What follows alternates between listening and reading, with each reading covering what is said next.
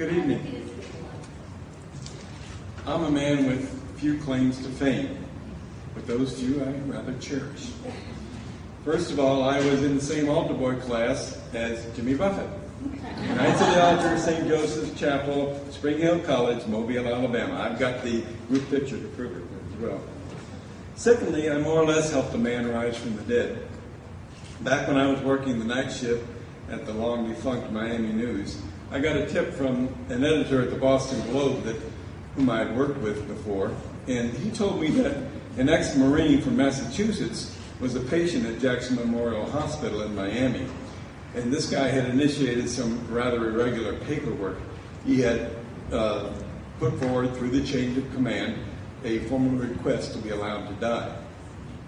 And this was before the days when hospitals had battalions of public information officers whose job it was to keep the public from getting information.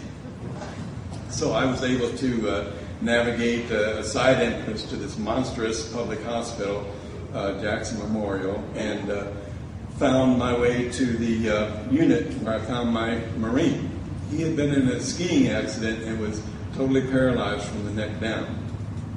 I can still remember the kindness in his wife's eyes as she tended to him, and the hurt in his that he could not respond to her.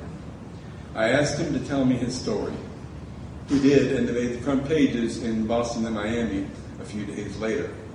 The response to that story, the knowledge that other people cared about him and could show him that there was still much that he could do, literally restored the Marine's will to live. I did a follow-up a year or so later, and the Marine who'd sought permission to die, sir, had found ways to make each of his allotted days more meaningful. Thirdly, I helped in a small way to destroy a monster. I use the term monster both because it is precisely accurate in describing the man I'm referring to. Dwight York, a.k.a. Dr. Malachi Z. York, a.k.a. Imam Isa, a.k.a. Baba, a.k.a. Chief Black Eagle of the Lost Tribe of the MSC Indians, a.k.a. the man from Planet Risk. And because he used that term with reference to himself, though he used it to deny what he really was. The occasion for that confrontation was September of 1998. I journeyed to Tamaray, a 400-acre hunting preserve in Putnam County that York had transformed into his kitschy cult headquarters. A few years earlier, York had commissioned a Mardi Gras float builder to design plywood pyramids and stucco sphinxes and sundry statues of deities of ancient Egypt. York had his slaves, and I use that term because it is also highly accurate, erect these bizarre structures along the Shady Dale Road frontage of his property. Tamaray was the epicenter of York's latest empire, which he called the United Nubian Nation of Moors. The name and everything else about this nation, customs, ideology, holy books, had all been concocted by York as a way to attract new followers who would give him their material possessions, their labor, and ultimately, in some cases, their children. My purpose was to confront him with his past. I had just returned from a trip to Brooklyn, New York, where I learned some highly disturbing things about this pharaoh of the Nubians. According to an intelligence report compiled by a domestic terrorism unit of the FBI, York had previously used religious trappings to hide his conduct of a wide range of criminal enterprises. Using the name Imam Isa, York, for a period of about 25 years, was the ruler of a black Muslim group that for most of that period was called Ansaru Allah Community, based in the Bushwicks section of Brooklyn. Because of the hostility between New York police and other black Muslim groups of that time, I'm talking about the 70s and 80s, local authorities had granted York what amounted to a criminal carte blanche. On the outside, the group appeared devout. Ansar Allah's children marched in their robes twice daily from schools to the mosque for prayers. The women silently cast their heads down when they came outside. The flower pots outside their collection of townhouses were well tended. Even a nationally syndicated columnist wrote about them, commenting the streets of their neighborhood were the most drug-free in all of New York. What the columnist did not know, and the FBI later learned, was that the reason there were no drugs dealers in that neighborhood was that the AAC Mujahideen thugs would beat up the drug dealers, relieve them of their stashes, and sell the drugs elsewhere in the city. According to the FBI report, York's 25-year-long stint as a Muslim holy man, during that time he was actually directing a criminal enterprise whose activities included welfare fraud, arson, extortion, bank robberies, and at least one political assassination. About the time the FBI was assembling its report, York was hopping the midnight train to Georgia. Besides the feds, York was under fire from authentic Muslims who exposed his group as a heretical cult.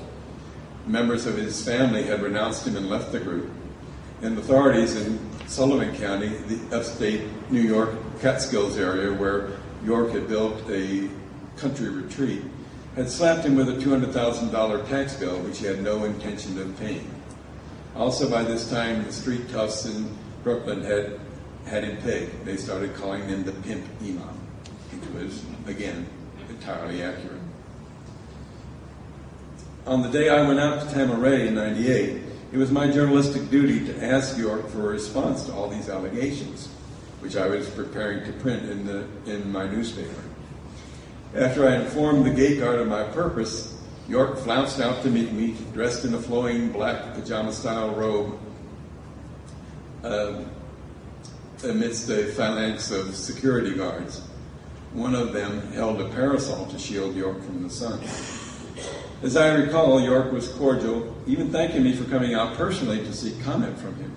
His response was to deny everything, and I'll never forget the way he phrased his denial. "They're making me out to be a monster," he said. "I'm not a monster." Right away, Richard Nixon's line, "I'm not a crook," left in my mind. In reality, though, Nixon was a Bush League liar compared to Dwight York. For about 35 years, York essentially built a kingdom upon his lies. He conned politicians, local police, federal law enforcement officials, academics, nationally known civil rights activists, and yes, even journalists. He pulled off his cons both in the nation's largest city and in the heart of the Deep South. Among his dupes were a mayor of New York and a governor of Georgia.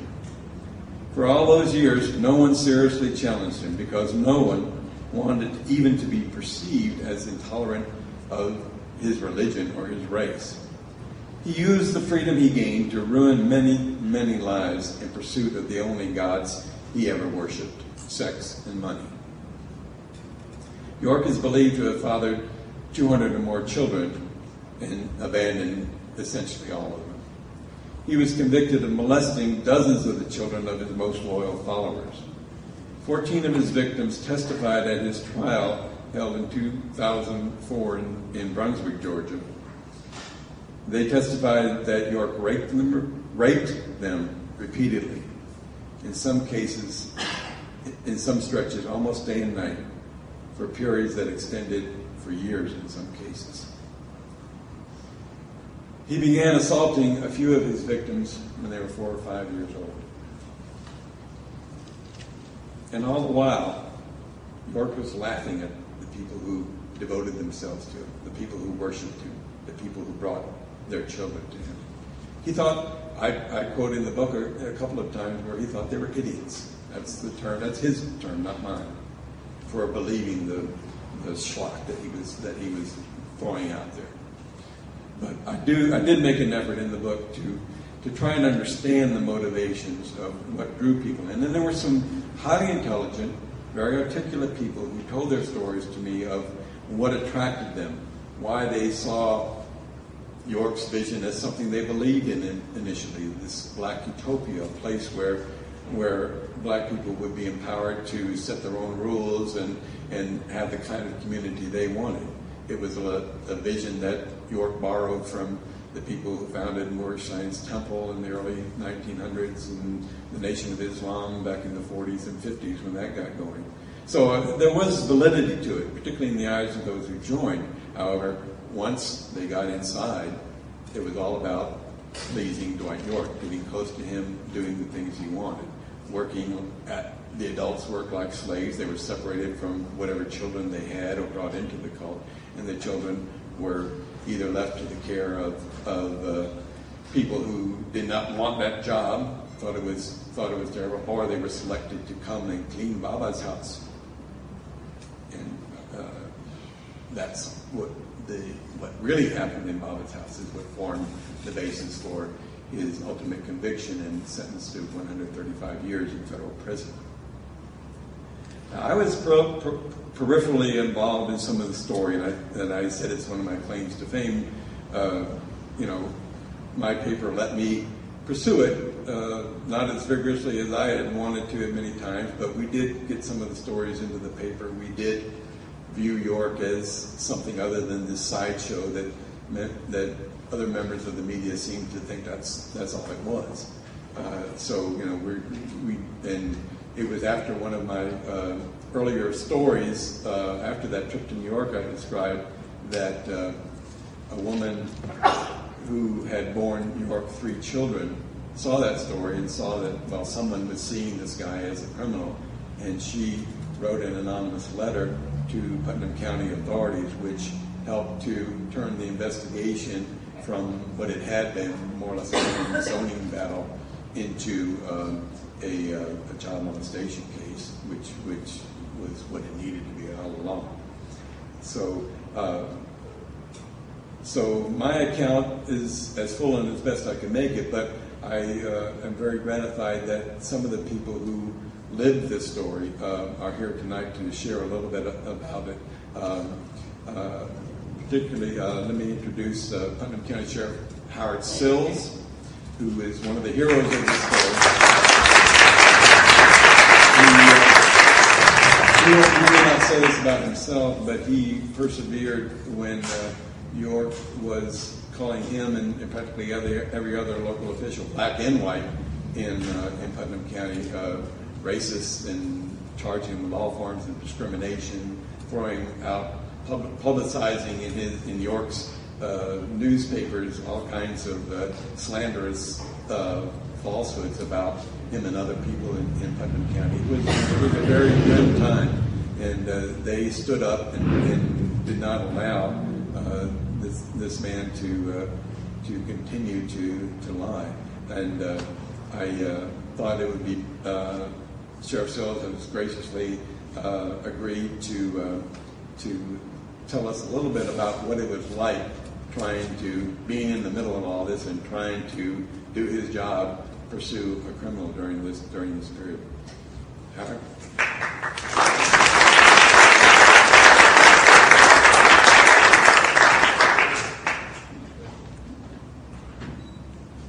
I wasn't nearly this big when this case started. I'm honored that Bill asked me to come here tonight. I want to thank him a lot. The very first child that ever went to somebody and told them about what happened actually went to Bill. And he didn't actually tell me that child's name, and subsequently directed that child to me later on in the course of our investigation. I used to have a pretty good reputation for being a fairly famous homicide detective, but nobody cares about that anymore. This has overshadowed all of that. It took up, it's basically taken up the last 11 years of my life. I knew the background of this organization when I became sheriff, as far as its criminal matters and York's criminal activities in New York City. But I did not know about the child molestation matters. Our first inkling of that was in September of 1998, when a local lady who worked in the medical profession came to me and said, "Sheriff, I want you to know that a lot of those girls out there at the York place are having children, and they seem awfully young to me." And that was the very first inkling I ever had of child molestation. It wasn't until maybe a month later or so that we received an anonymous letter with an actual diagram of the compound that delineated some acts, and that's when we actually punched our case card. Back then we didn't have computer-aided dispatch like we have now. We had a time clock that we punched like an IBM card in, and that started the investigation in late 1998. And it continued on really up until 2004 and continues on till today. The hardest thing that I had to deal with, and we had many threats on my life and my family's life and things like that, but the hardest thing I had to deal with were the political officials who didn't want to believe what was going on in this case. And that goes all the way to our governor. United States attorneys, right after I went and spoke to the United States attorney about this case the first time, I learned some years later that initiated an investigation of me. And actually, when we were trying the case down in Brunswick, we had 3 van loads of file boxes that we took to Brunswick. It was a change of venue from normally federal cases would be tried in Macon, Georgia, for our county. And we had 3 vans full of boxes that we took down there. And one of the boxes busted one day, and I thought I knew everything in all of the boxes. There was about a 4-inch thick file on me. And the last entry in it was a letter from the United States Attorney apologizing to FBI agents from New York who'd been called in to investigate me for wasting their time. But it was a difficult process, and I know Bill's quoting me about evil. I'd never seen anybody, like I said, I've worked God knows how many murders. I've been doing this now for 34 years and worked up here as a detective in DeKalb and all for many years when I got out of college. But I've never seen anything like this. I was fascinated with it to the point that I had to restrain myself from asking people why and concentrate on the evidence and things at hand. And because I wanted to know why a normally intelligent person or a seemingly intelligent person could believe anything that this man said, much less offer up the children to them on a platter almost, and were proud of what was being done to them. That evil was there, but there was another evil that was pervasive throughout, and political correctness and playing the race card. You have no idea how powerful that is. I was not stymied myself. I knew all along that I would need help. It was a terribly dangerous situation. On the heels of Waco, York wanted to offer up some of his people to engage us in an armed conflict. Thank God I've gotten old and my temper had calmed down a long time ago. But I knew all along that was what was going on. And time again, even over these simple zoning incidents, which were catapulted into the media that looked like something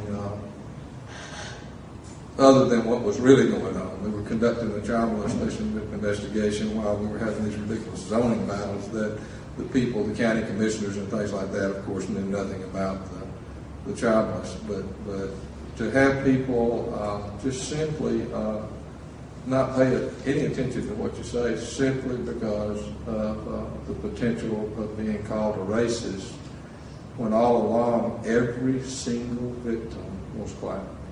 There was never a white victim of any crime. And that was the most frustrating thing that I had to deal with. That and cowardly politicians at every turn. And the occasional news media that was very, believe it or not, the news media has been very fair to me in all of my career. I'm very open. Bill will tell you that. You probably won't find anybody more open than me, but I've always been fair. I've been quoted in the paper saying some horrible things, but every damn time I'm the one that said it. I just recently had one that I went, oh my God, but that's what you said. But it was very difficult. A lot of people helped. Lots of people helped. I get a lot of credit. My wife endured years and years of all kinds of things. My ex-wife, my child. This young lady right here, Detective Tracy Bowen, who's been working for me as long as I've been sheriff, she was one of the principal investigators in this case. I never talked to, I did a lot of things on this case, but I intentionally never interviewed a child witness. I interviewed their parents, I interviewed people all over the United States, but I never interviewed a child witness. I didn't want to. She, Special Agent Jelaine Ward from FBI Macon and Special Agent Joan Cronier from here in Atlanta. Those are the three officers that really worked this investigation. And they haven't gotten the credit they do. The FBI hasn't gotten the credit they do. The FBI was scared to death with their own britches every day, and on the heels of Waco, they were afraid all the time. And I will tell you, this was a true, I've worked on a lot of cases in my career that we call joint investigations that aren't, but this one actually was. It was truly a joint investigation. And we had our days when we it wasn't a happy home sometimes, and I would show out a little bit in this case, and they would show out, but all of the planning that I, quite frankly, bitched and complained about a great deal, as far as the tactical end of this, was well worth it. And this was certainly the largest, most dangerous search warrant ever carried out in the state of Georgia, if not the United States. And the only person that needed medical attention at the end of the day was yours truly, because I got dehydrated and had a little bag of fluid on the way back in.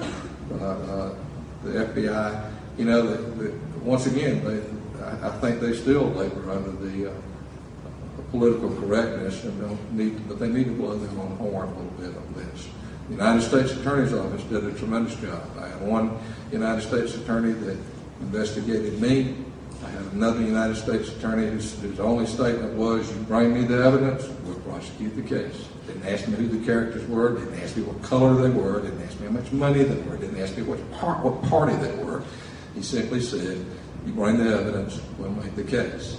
My own district attorney, Fred Wright, York pled out on the state charges and then subsequently was tried on federal charges. But Fred stood up to the plate, and Fred took that same attitude. I'm glad Fred didn't have to try the case, frankly, but it was a long, hard process. Those people deserve a lot of things. This man deserves a lot of thanks for the courage to write this story and get it out there, because it was not necessarily popular in the media, and I don't think Bill has truly told all the things that maybe even happened to him, and the difficulty in even getting this book published. There were some problems there. Sergeant Tracy Bowen, come on up. He said, of course, I don't need to tell you, this is going to be a highly sensitive matter. Don't tell anybody or I'll kill you. And I knew better than to cross the man. But anyway, I was introduced to Jelaine Ward and Joan Cronier of the FBI, and together the three of us traveled to Atlanta and other places to interview victims. As one victim came forward, that I think gave the other victims courage and hope to come forward with their stories and tell us what had happened to them. The first interview that I conducted, I remember very well. The young lady lived in Atlanta here, and the first interview took approximately 3 hours with her. And I've worked a lot of child molestation cases. That's primarily what I handle, sex abuse cases. So I've heard quite a bit. But I have to tell you that when I got home after interviewing this young lady, I cried. It was very gut-wrenching, and your heart can't help but go out to these people. And I agree totally with the sheriff. You have to put out of your mind the question, why? How? These are not, unintelligent people. These are people that you sit down and can carry on an intelligent conversation with. They're artists. Some of them are very, very talented. Some of them have even gone on to college after leaving the cult. They've graduated high school, gone on to college, graduated from college. So they're very intelligent individuals. So you have to put aside the question of why. And what I found, after I interviewed each victim, was it just read like a story almost. They grew up in the cult. That particular young lady was entered into it up in New York by her mother. And she was only 7 years old when York started molesting her. And she actually ended up escaping through the age group in that particular trailer. And the individual girls and boys that York brought into his inner circle to begin molesting, these children learned early on that in order to get the everyday things that we would have, which would be luxuries to them, that they had to perform certain acts and do certain things for him. They didn't realize that this was not normal behavior. And I recall one victim telling me that one day she was actually in York's bedroom watching TV because they didn't have that in their trailer.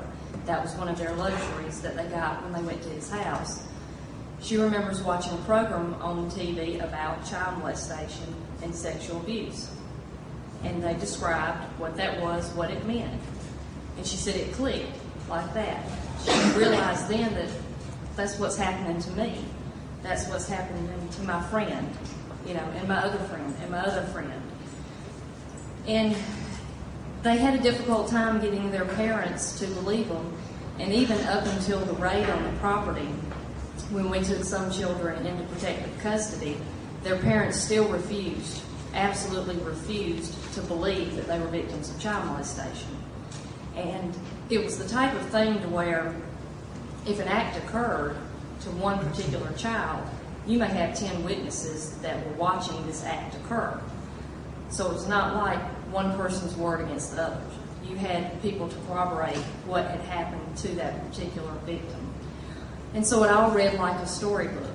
And even some of the ones that we took into protective custody that day of the raid, they denied, and have still to this day denied, that anything happened to them at all, even though we have witnesses that say, I saw this, this, and this happen to her. We only had one that finally came around, and she ended up testifying at trial against York. And she said, yes, at first I denied that anything happened, but it did happen. And she told her story, and she has gone on to make excellent grades in school. I keep in regular contact with some of these victims. They email me. They've sent me graduation photos from high school, from college. But they have had hard times. It's very difficult out there, and we're talking about a cult that was worldwide, and he still has many, many followers to this day.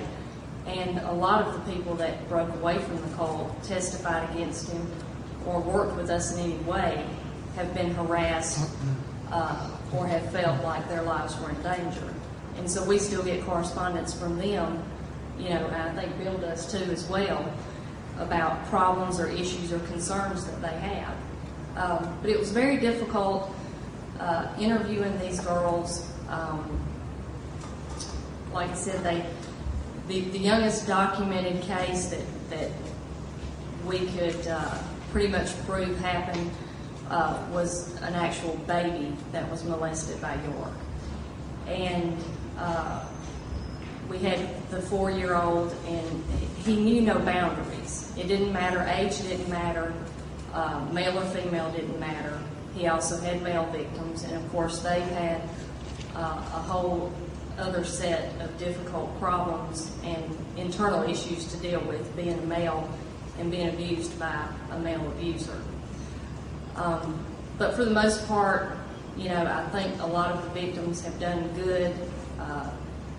You just have to stop asking them why and concentrate on the evidence and the facts at hand, and don't try to understand it, because you're not going to.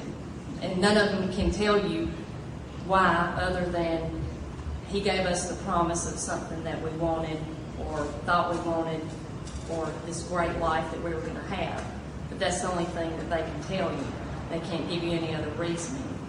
But it was very difficult listening to story after story of sexual abuse from these young people. But it's also been very enlightening to see them overcome the obstacles that they've gone through and turn out to be great human beings. And you can't help but your heart go out to some of these people for what he's done to them. But we still hear from them today, a good many of them, and as far as I know, the majority of them are doing good and they're productive members of society.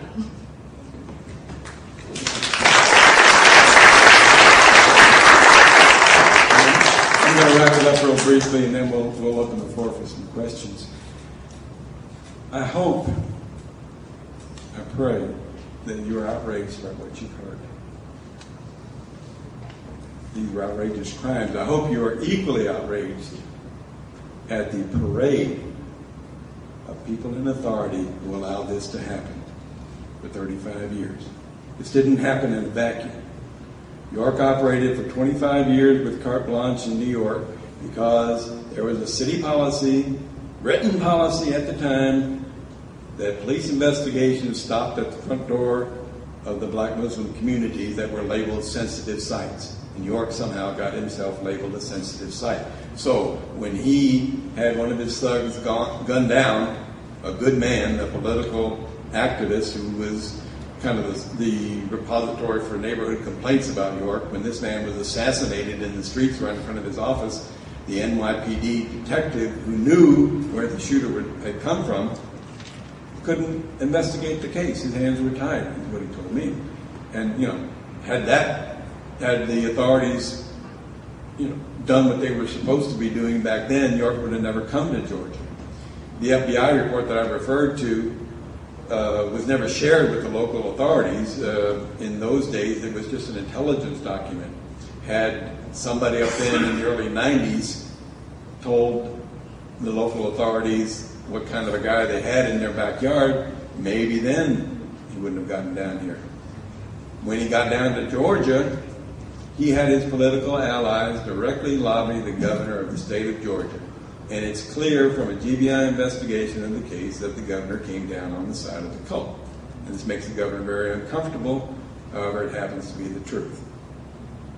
And that protracted very much because of the color of skin was judged to be above the law and was allowed to flout the law for all those decades. But if we just treated race and religion as parts of our society, we don't just automatically elevate people who put on a clerical robe, maybe we'll have help, maybe we'll protect some of these children. And for my part, shame on me if I exploit these children further. I've written this book, and I have committed to donate half of any royalties I receive to a fund that will aid these victims. So if you buy a book tonight, you're going to help these kids. So thank you very much for your attention, and if anybody has any questions, we'll be glad to try and field them.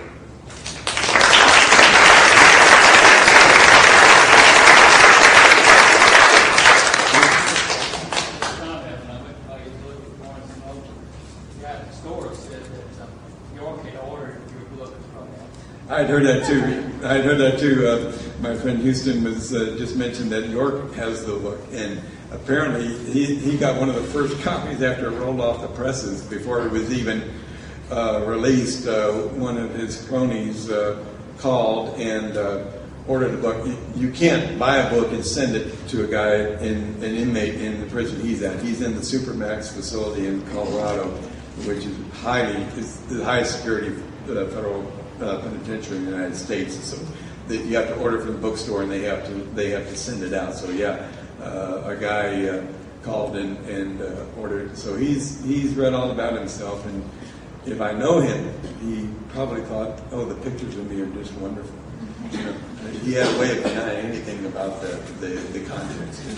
See?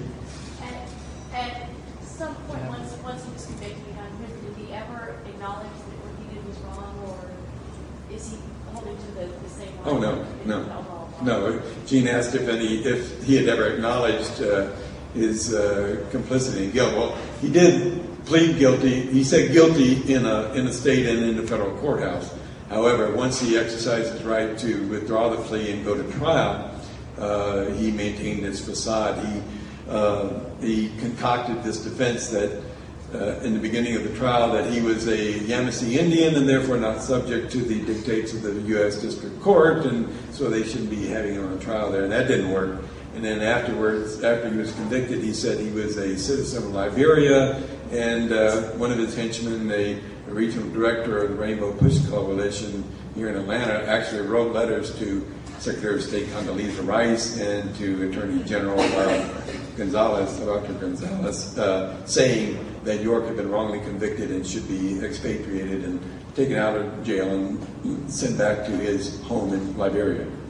But no, his performance, his last performance was at his sentencing, and there are a few of you here that were there. It was disgusting. He blamed everyone but himself. The judge was unfair. The jury was improperly selected. He was biased. It was about everyone else was to blame. He took nothing to blame. And the crowning statement of this diatribe at his sentencing was that, I'm an old man. I couldn't have had that much sex. And isn't it true, Sheriff, that they found that he had been, the reason he was able to have some of that, as much sex as it was alleged, was that his friendly doctor was supplying was testosterone. Yes, sir. As you know, there's still some lobbying around, some flyers around town, and I'm wondering if there's an investigation into this group. Is there still a criminal element in the group that exists now?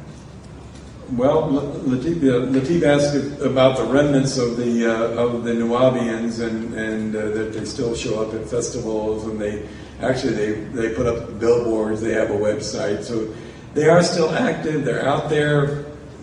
They're pretty pathetic as far as I can see. We've had a few of them drift into our book signings and try to ask them questions from York's perspective. It's, I am beyond trying to understand the motivation of people who would stand up at this point and try to defend a pedophile of this magnitude. I have told a couple of them when we were in sessions like this that what they are doing is continuing to exploit these children who testify because they are very clearly calling them all liars. And that you can imagine somebody who's gone through what they've gone through and then to still, 4 years later, still be called a liar by these characters is unconscionable. But yeah, they're still out there. Yes, ma'am. How did he get the property? When did he buy the property down there? 1993, Sheriff. You want to? That property, on the PowerPoint, there's an ad from a real estate, and I think it was Atlanta, or it might have been town in the country, I don't know, but it has been a hunting preserve. It's been bought by a Scandinavian, well, I guess he was an American citizen, but he was originally from somewhere in Scandinavia. He turned it into a hunting preserve, and then he sold it. And at that point in time, $975,000 for 440 acres was a big price in Putnam County. It's not today. If I could buy it for $975 today, I'd buy it for $975, even though I don't know how to make the payments. But it was widely advertised all over the country. And I think there are a combination of factors of why he chose that property. The entire maybe 3/4 of the property boundary was the Oconee National Forest, so nobody could be next to him in any fashion. $975,000 to York, having dealt with New York City real estate prices, was quite a bargain. And the seclusion and the proximity to Atlanta, where he had at that point in time a mosque. Every major city east of the Mississippi River, York had a mosque in when he was the head of the Ansar Allah community. Later on, when he became a spaceman and things like that, those changed into Holy Tabernacle Ministry bookstores. I have a few pictures of them within this PowerPoint. But he had a base here, and the proximity to Atlanta, as the crow flies from where we stand here today, it's probably not but 55 miles to that compound. And so he had an apartment complex he acquired over here on John Wesley Dobbs, Jackson Street, or whatever it is over there. And so I think it's a combination of all those factors and his perception, too, of a lack of law enforcement in that community at the time he purchased the property. Anybody else? Yes, sir, back in the back. The emotional cost to the victims could never be calculated, but from what I hear, I mean, all of this investigation from, state, federal, what are the financial costs that this guy wreaked on society? I mean, is it possible to even get a number that makes any sense? It's just such a staggering thing. Oh, yes. I'll start. I don't want to let the sheriff jump in here, but the first thing, we know that he fathered at least 100, probably more than 200 children and supported hardly any of them. So, that we've all raised his brood. That's a cost to society, and the sheriff might comment on what it took to. I will say this. A lot of people don't know this, but we seized well over $500,000 in cash the day we arrested him from the compound there in the house that he had in Athens, and then subsequently we sold the compound property. But I think over $300,000 was set aside to be used for counseling for the victims by the government of those seized monies. And I also don't think much of that has ever been used, but it was set aside in that respect. As far as what it cost, hard to imagine. You can't. It's hard to quantify our time because we get paid whether we're working on this case or another. We spent a tremendous amount of money in legal fees. My God, I can't tell you how many times I've been sued. They sued me day in, day out, literally hundreds of times. And so that was our biggest expense, believe it or not, was attorneys defending me and all of these criminals. They'd never won any lawsuits. Remarkably enough, at the end of it, several of the parents sued me for not arresting them sooner. The same ones who said that it didn't happen ended up suing me for, quote, allowing him, after we began the investigation, to continue molesting their children. The last lawsuit against me was just dismissed in the last couple of months. So it cost, that was the biggest cost. Yeah. I have a question. These women who assisted in molestation, why did they get prosecuted? Well, there was one of his favorite wives who was prosecuted and did spend 2 years in jail. There were 3 others who were arrested along with him on the state case. The answer is the ones that we could make a case against, we did. And there were the main wife plus 3 others. Kathy just got out. She just got out of state prison recently. The rest of them got probation. But the answer is we made cases against the ones that we could make cases against. You got to understand that this was generational. York molested 3 generations over this period of time. So some of these people that were mentioned historically, who knows where they were over the years. And much of this occurred, in other places other than Putnam County. You've also got to understand that York molested children in Clark County and possibly even up here. I don't know, but we know for a fact it happened in Clark County, and no case was ever made there. But in the end, I will say this, though, in the plea negotiations, it was agreed that he would not be prosecuted in Clark when he pled to the charges of that.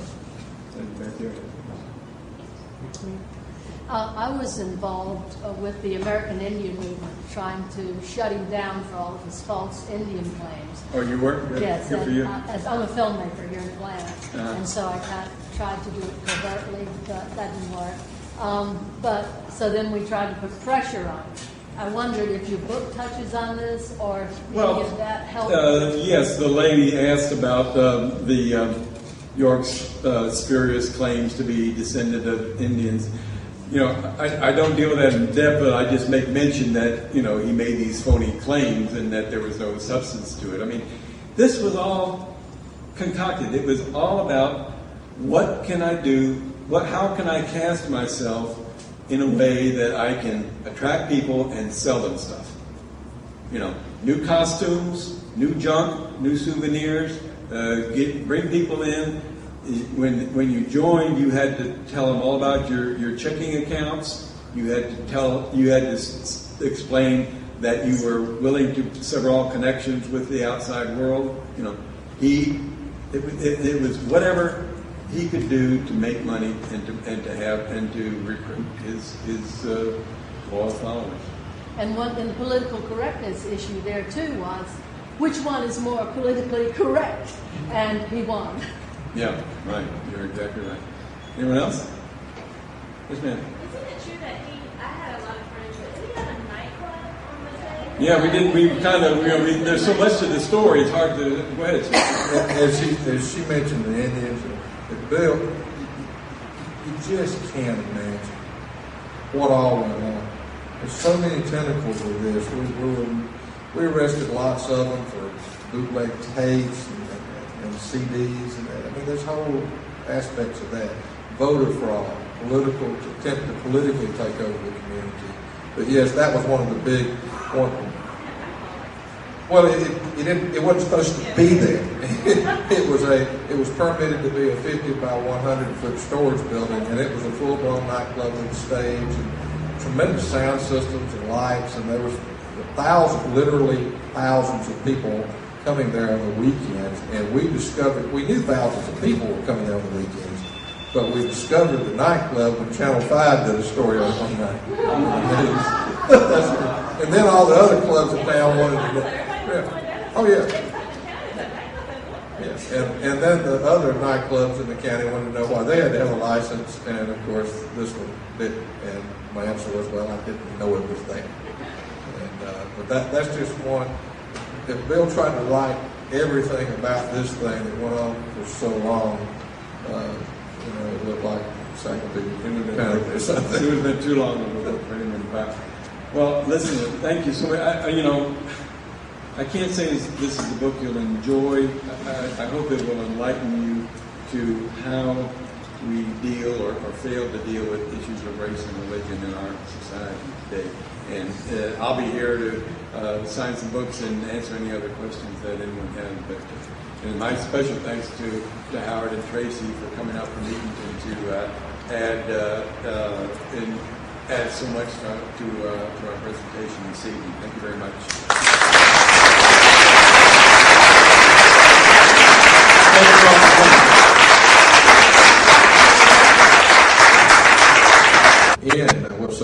In the plea negotiations, it agreed that he would not be prosecuted in Clark when he pled the charges. I was involved with the American Indian movement trying to shut him down.